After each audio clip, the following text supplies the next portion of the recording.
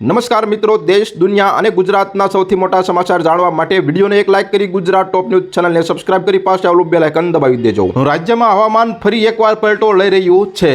જ્યાં એક તરફ ઊંચા તાપમાનનો તાપ અનુભવાઈ રહ્યો છે, ત્યાં બીજી તરફ કમોસમી વરસાદની આગાહીથી વાતાવરણમાં ઠંડકનો અહેસાસ થવાનો છે। હવામાન વિભાગ મુજબ સાયક્લોનિક સર્ક્યુલેશન અને ટ્રફ જેવી બે પ્રણાલીઓ સક્રિય બનતા ભેજવાળા પવનોના કારણે રાજ્યના અનેક વિસ્તારોમાં આગામી 24 કલાક દરમિયાન ગાજવીજ સાથે વરસાદ વરસી શકે છે। હવામાન વિભાગ દ્વારા રાજ્ય માટે આગામી 24 કલાકને ધ્યાનમાં રાખીને મહત્વપૂર્ણ આગાહી જાહેર કરવામાં આવી છે। હાલ રાજ્યના વાતાવરણમાં નોંધપાત્ર ફેરફાર જોવા મળી રહ્યો છે, જેના મુખ્ય કારણ તરીકે સાયક્લોનિક સર્ક્યુલેશન અને ટ્રફ જેવી બે હવામાન પ્રણાલીઓ એકસાથે સક્રિય થવી ગણવામાં આવી રહી છે। આ બંને સિસ્ટમ સાથે ભેજયુક્ત પવનો ફૂંકાવાથી વાતાવરણમાં અચાનક પલટો આવ્યો છે।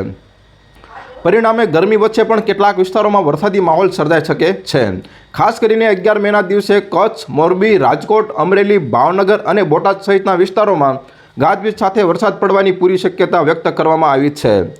અમદાવાદમાં પણ દિવસ દરમિયાન આકાશ વાદળછાયું રહેવાની સંભાવના છે, જેનાથી ગરમીમાં થોડી રાહત મળી શકે છે। અમદાવાદ હવામાન વિભાગના ડાયરેક્ટર A.K. દાસના જણાવ્યા અનુસાર રાજ્યના વિવિધ ભાગોમાં હળવાથી મધ્યમ કમોસમી વરસાદ વરસી શકે છે। ઉત્તર ગુજરાતથી લઈને દક્ષિણ અને મધ્ય ગુજરાત તેમજ સૌરાષ્ટ્ર અને કચ્છના વિસ્તારોમાં ગાજવીજ સાથે વરસાદની સ્થિતિ બનવાની શક્યતા છે। ખાસ કરીને અમરેલી, ભાવનગર, બોટાદ, મોરબી, રાજકોટ અને કચ્છ જિલ્લામાં વરસાદનું પ્રમાણ વધુ રહેવાની સંભાવના દર્શાવવામાં આવી રહી છે।